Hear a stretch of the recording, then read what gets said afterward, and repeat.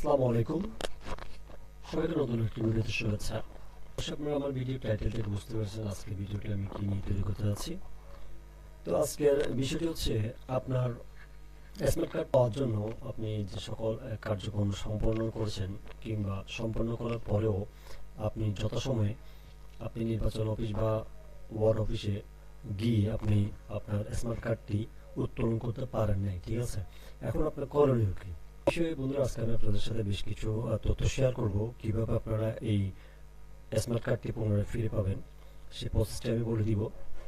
তো সেটি বলার আগে সর্বপ্রথম আপনাদের কাছে একটি রিকোয়েস্ট থাকবে, আমার চ্যানেলে এই ধরনের আরও ভিডিও আমি পাবলিশ করব বা এই ধরনের বিষয় সংক্রান্ত বা স্মার্ট কার্ড রিলেটেড এছাড়াও পাসপোর্ট রিলেটেড বিভিন্ন ধরনের টপিক নিয়ে আমি ভিডিও তৈরি করব। তো বন্ধুরা আপনাদের কাছে একটি রিকোয়েস্ট থাকবে, আপনারা অবশ্যই আমার চ্যানেলটিকে সাবস্ক্রাইব করে দেবেন। তো চলুন আমি আপনাদের সাথে প্রসেসগুলো শেয়ার করি। সেটি হচ্ছে আপনাদের যখন স্মার্ট কার্ডটি নির্দিষ্ট একটি তারিখ ঘোষণা করা হয়, সেই তারিখে আপনাদের অনেকে আছেন বিভিন্ন ব্যস্ততার কারণে বা দেশের বাইরে থাকার কারণে অনেকেই এই স্মার্ট কার্ডটি নিতে পারে না। তো সেই ক্ষেত্রে কি আপনার স্মার্ট কার্ডটি কি বাতিল হয়ে যাবে বা নির্বাচন অফিস থেকে কি আপনি কি আর স্মার্ট কার্ডটি পাবেন না? আসলে সত্যি কথা বলতে আপনার স্মার্ট কার্ডটি আপনি পাবেন। তো এখানে আপনাকে পুনরায় আপনার নির্দিষ্ট জেলা অফিস অথবা নির্বাচন কমিশন অফিসে গিয়ে আপনাকে যোগাযোগ করতে হবে। যোগাযোগ করার পর ওনারা আপনাদেরকে বলে দিবে কোন তারিখে যেতে হবে, ঠিক আছে? তো আপনারা ঠিক ওই তারিখে যাবেন। অবশ্যই আপনাদের পুরনো যে ভোটার আইডি কার্ডটি রয়েছে সেটি নিয়ে যাবেন।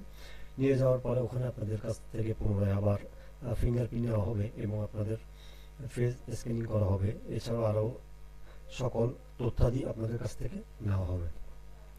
এটি নিয়ে নেওয়ার পরে আপনাদেরকে জানিয়ে দেওয়া হবে অমুক তারিখে হয়তোবা অমুক তারিখের আগে আপনাদের এলাকায় ঘোষণা করা হবে বা বিভিন্ন ওয়েবসাইটে বা নির্বাচন কমিশনের ওয়েবসাইটে এটি পাবলিশ করা হবে, ঠিক আছে? তো সেক্ষেত্রে আপনারা বেশ কিছুদিন ওয়েট করতে হবে।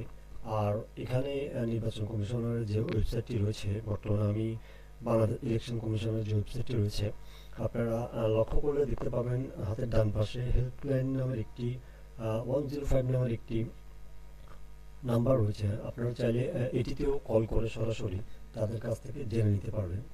এছাড়া বন্ধুরা আপনাদের আরও ভোটার আইডি কার্ডের ইনফরমেশন রিলেটেড আরও তথ্য জানতে চাইলেও আপনারা চাইলে ঠিক সেমভাবে এই নাম্বারে আপনারা সরাসরি তাদের হেল্পলাইনে কথা বলে আপনারা আপনাদের সমস্যাগুলোকে সমাধান করতে পারবেন। তো বন্ধুরা আজকের ভিডিওটি এইটুকুই ছিল। আমি আশা করি আজকের ভিডিওটি যারা এখনও স্মার্ট কার্ড পাননি বা যারা নতুন ভোটার হয়েছেন, যে কোনো কারণে আপনাদের হয়তো বা অফিসে যেতে পারেন নাই, তো সেই ক্ষেত্রে আমি আশা করি আজকের ভিডিওটি দেখলে আপনারা অনেকই উপকৃত হবেন। তো সবাই ভালো থাকবেন, সুস্থ থাকবেন। ধন্যবাদ।